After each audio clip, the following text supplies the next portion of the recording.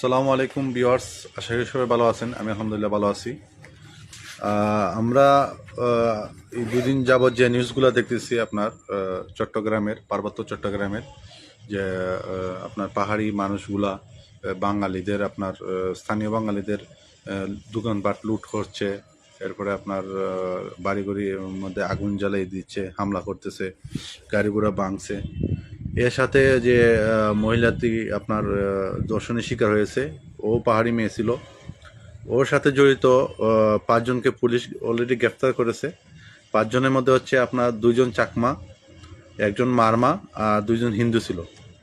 তো বিষয়টা হচ্ছে পুলিশ যেহেতু গ্রেফতার করেছে, অবশ্যই এদের বিচার হবে। যারা দোষী এদের প্রকৃত আমরাও বিচার চাই এই ন্যাক্কারজনক ঘটনার।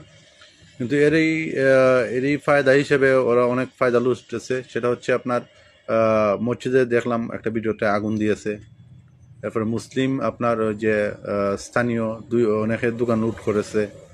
এরপর বাজারহাটে আগুন ধরিয়ে দিয়েছে, অনেকের উপরে হামলা করছে, আপনার বিজিবির উপরে, সেনাবাহিনীর উপরে হামলা করছে।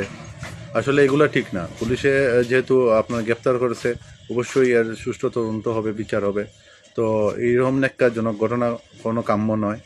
আর যে বক্তব্য দিয়েছে এক চাকমা ভাইয়ে, যে বাংলাদেশকে নাকি